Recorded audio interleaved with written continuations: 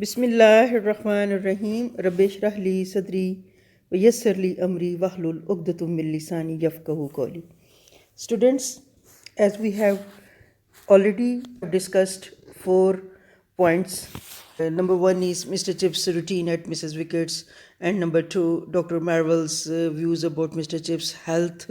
Number 3, Mr. Chips' birth, and number 4, Mr. Chips joining at Brookfield. Now the coming point that I have to discuss with you, Mr. Chips' first meeting with Mr. Weatherby. Now I am starting.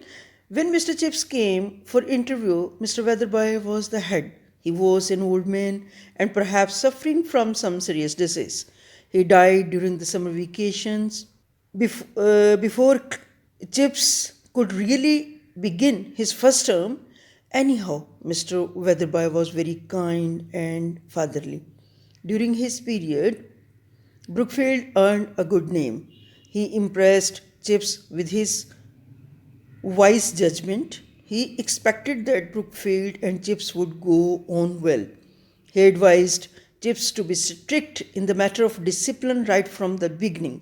Chips remembered the exact words of Mr. Weatherby: "Youth and age often combine well. Give your enthusiasm to Brookfield, it will give you something in return." Now, the next I have to discuss with you Mr. Chips' first class at Brookfield. It was a September sunset in 1870 that Mr. Chips took his first class of prep. Big hall was full of 500 young devils ready to attack their new teacher. Teasing the new teacher was an old tradition of Brookfield. As Mr. Chips came to the dais, there was complete silence. Suddenly, someone dropped the lid off his desk. Mr. Chips found the boy and asked his name. His name was Collie. Chips announced the punishment of 100 lines for him. There was no trouble after that. He had won his first round. Next, in this chapter, Mr. Chips joked when he met Collie's son.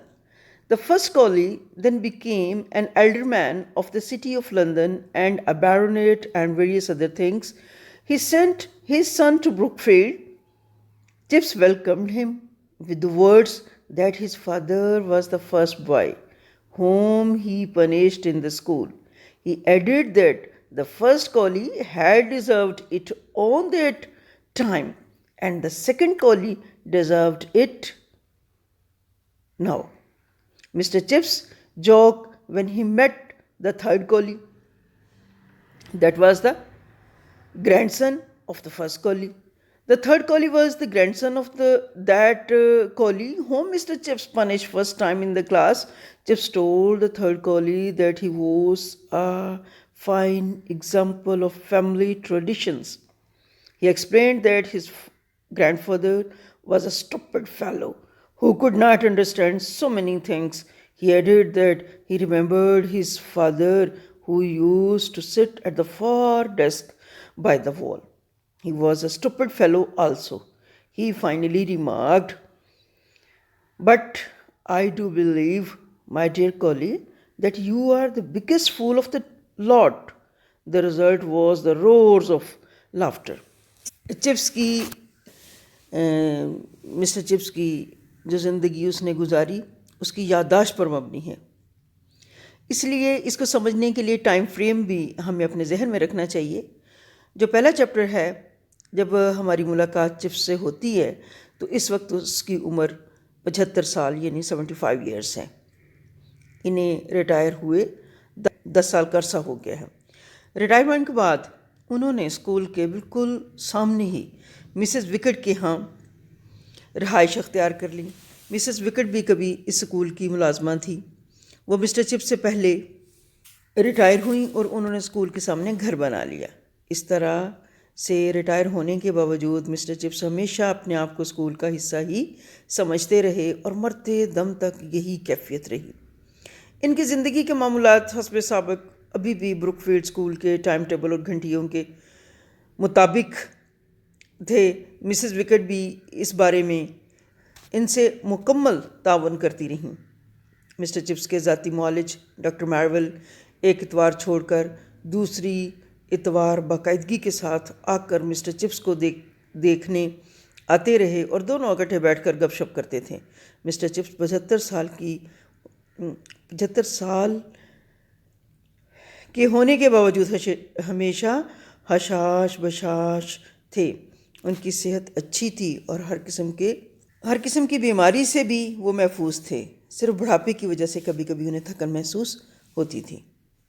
Us chapter کے دوسرے حصے میں mister chips کو اپنا بچپن یاد آتا ہے۔ انہیں یہ بھی یاد آتا ہے کہ کس طرح جولائی 1870 کی ایک صبح وہ بروک فیلڈ اسکول میں ملازمت حاصل کرنے کے لیے انٹرویو دینے آئے تھے۔ ان کی ملاقات مسٹر ویدر بائی سے ہوئی تھی جو پچھلے 30 سال سے اسکول کے ہیڈ ماسٹر تھے۔ مسٹر ویدر بائی کے دور میں اسکول نے بے پناہ ترقی کی تھی اور اپنا کھویا ہوا وقار بھی بحال کیا تھا۔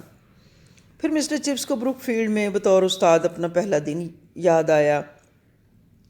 یہ ستمبر 1870 کی شام تھی، سورج غروب ہو رہا تھا۔ مسٹر چپس بڑے سے ہال میں سینکڑوں کی تعداد میں بیٹھے بچوں کا سامنا کرنے کے لیے تیار تھے۔